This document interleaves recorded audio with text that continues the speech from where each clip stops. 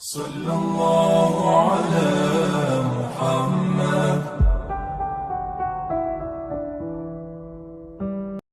لنبلونكم بشيء من الخوف والجوع ونقص من الاموال والانفس والثمرات وبشر الصابرین۔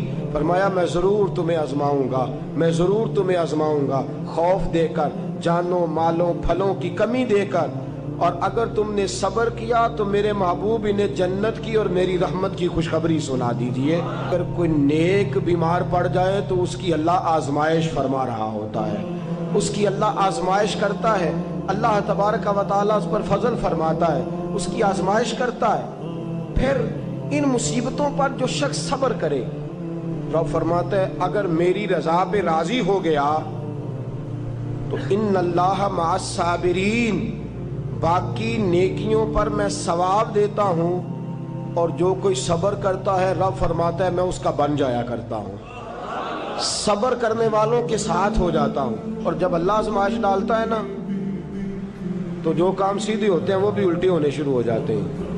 جب خدا کی طرف سے وَلَنَبْلُوَنَّكُمْ بِشَيْءٍ مِّنَ الْخَوْفِ وَالْجُوعِ وَنَقْصٍ مِّنَ الْأَمْوَالِ وَالْأَنفُسِ وَالثَّمَرَاتِ، جب اللہ کی طرف سے آزمائش آتی ہے، جب انسان پر اللہ کی طرف سے کوئی چیز نازل ہوتی ہے، آپ سونے کو ہاتھ رکھتے ہیں تو مٹی ہو جاتی ہے، آپ کسی طرف بھی، بہت سے دوست آ کے کہتے ہیں جی قدم آگے اٹھاتا ہوں جاتا پیچھے ہے، کیا کروں؟ تو میں اکثر عرض کرتا ہوں کہ تھوڑے دن قدم اٹھانا ہی چھوڑ دیں۔ کیا کریں؟ بیٹھ کے اللہ اللہ کریں، صبر کریں، دعا کریں۔ کچھ وقت انسان پر ایسا ہوتا ہے، تلک الایام نداولها بین الناس، جو اللہ نے انسان کے دن بدل کے رکھنے ہوتے ہیں، کچھ وقت ایسا ہو، پھر ایک وقت آتا ہے کہ وہی انسان مٹی میں ہاتھ رکھتا ہے تو اللہ اسے سونا بنا دیتا ہے۔ رب آزمائش کرتا ہے، رب آزماتا ہے۔ جو لوگ مصیبتوں پر صبر کرتے ہیں، جو لوگ مصیبتوں پر صبر کرتے ہیں، سید عالم نور مجسم شفیع معظم صلی اللہ تعالی علیہ وسلم نے فرمایا، رب فرماتا ہے ایک بندہ اللہ کی بارگاہ میں کھڑا ہوا، قیامت کا دن ہے، فرشتے نامہ اعمال کھولنے لگے۔ اللہ نے فرمایا فرشتوں تمہیں پتہ ہے میں نے اسے دنیا میں بڑے دکھ دیے تھے، اس پر بڑی آزمائشیں آئی تھی، اس نے زندگی بڑی تکلیف میں گزاری تھی، تمہیں خبر ہے؟ یا اللہ ہم جانتے ہیں، بڑا صابر ہے، بڑا صابر ہے، اس نے صبر کے ساتھ وقت گزارا، صبر کے ساتھ اپنے اوقات کو طے کیا۔ رب فرماتا ہے جو اتنا صبر کرے میں اس کا نامہ اعمال ٹٹولوں، اس کا نامہ اعمال کھولتے ہوئے مجھے شرم آ رہی ہے، سارا کچھ لپیٹ دو اور بغیر حساب کتاب اسے جنت میں داخل کر دو۔ یہ صبر کرنے والا ہے، یہ صبر کرنے والا ہے۔ بڑی خوبصورت حدیث، بڑی، بخاری شریف میں موجود ہے۔ بخاری شریف کی یہ حدیث ایسی ہے جسے میں جب بھی پڑھتا ہوں میں چوم لیتا ہوں۔ حدیث کیا ہے؟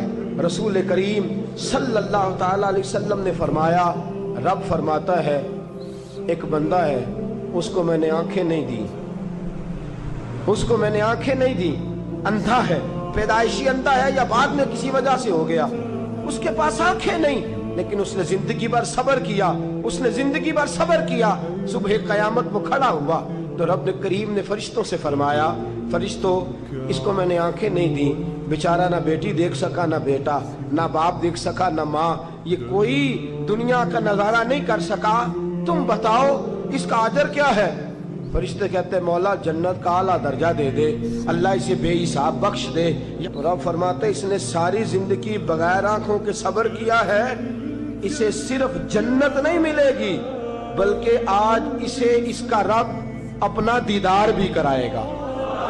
فرمایا قیامت میں لوگ جنت کے نظارے کریں گے اور یہ اللہ کا دیدار کرے گا، اس کو رب کریم کے جلوے دکھائے جائیں گے، اس لیے کہ یہ صابر رہا۔ اور میرے اعلیٰ حضرت فاضل بریلوی رحمۃ اللہ علیہ فرماتے ہیں جو صابر ہوتا ہے نا، توجہ ہے آپ کی، میری بات کی سمجھ آ رہی ہے؟ اعلیٰ حضرت فرماتے ہیں بڑا قیمتی جملہ، فرماتے ہیں جو صابر ہوتا ہے وہ سکون میں ہوتا ہے۔ شیخ سعدی رحمۃ اللہ تعالیٰ علیہ کے پاس ایک شخص آیا، کہنے لگا حضرت جی دیکھیں نا میرے پاس اتنے بھی پیسے نہیں کہ میں جوتے لے سکوں، وہ فرمایا صبر کر اللہ دے گا۔ کہنے لگا جی صبر ہی کیا ساری عمر، اس نے جوتے لینے کے برابر بھی پیسے نہیں دیے، ننگے پاؤں پھیر رہا ہوں۔ شیخ سعدی رحمت اللہ تعالی علیہ نے اس کا بازو تھاما، ایک گھر میں لے گئے، دروازے پہ دستک دی، گھر کا مالک باہر آیا، اس نے دونوں طرف بیساکھیاں پکڑی ہوئی ہیں، ٹانگیں تو ہیں پر پیر ہی کوئی نہیں۔ فرمانے لگے بتا یہ اچھا ہے کہ تو؟ کہنے لگا جی میں آپ سے بھی معافی مانگتا ہوں، اپنے رب سے بھی معافی مانگتا ہوں۔ نبی پاک صلی اللہ تعالی علیہ وسلم نے فرمایا خدا اگر تجھے مصیبت دیتا ہے نا، اور ان مصیبتوں پر جب اللہ تجھے قیامت میں اجر دے گا تو تیرا دل چاہے گا کاش سکون ہوتا ہی نہ، آزمائشیں ہی آزمائشیں ہوتی، تو وہ اجر دیکھے گا۔ وہ کسی دانشور نے کہا تھا کہ میرا باپ انتقال کر گیا، 6 مہینے گزرے تو میرا 18 سال کا بیٹا بھی انتقال کر گیا۔ کہنے لگے میں نے اپنے 80 سال کے باپ کا جنازہ اٹھایا تو میری کمر نہیں جھکی، لیکن جب 18 سال کے بیٹے کا جنازہ اٹھانے لگا تو میری کمر جھک گئی، اور رو کے کہنے لگا لوگوں باپ کا جنازہ پڑھنا آسان ہے، دعا کرو کسی کو بیٹے کا جنازہ نہ پڑھنا پڑ جائے، بڑا مشکل کام ہے، بڑا کٹھن مرحلہ ہے۔ حضرت ابو ہریرہ رضی اللہ تعالیٰ عنہ فرماتے ہیں اللہ کے محبوب صلی اللہ تعالیٰ علیہ وآلہ وسلم کے صاحبزادے جناب ابراہیم علیہ السلام فرماتے ہیں حضور کے صاحبزادے آپ رات کو جب ان کی ولادت ہوئی تو نبی کریم علیہ السلام ہمارے درمیان آئے۔ جاگیے ذرا غور فرمائیے گا بات پہ۔ سید عالم صلی اللہ علیہ وسلم تشریف لائے اور ہم نے حضور کے چہرے کو چمکتے دیکھا، ہم نے کہا یا رسول اللہ موڈ مبارک بڑا اچھا ہے، حضور کوئی خیر کی خبر ہے؟ فرمایا مجھے مبارک دو، اللہ نے مجھے بیٹا عطا فرمایا ہے۔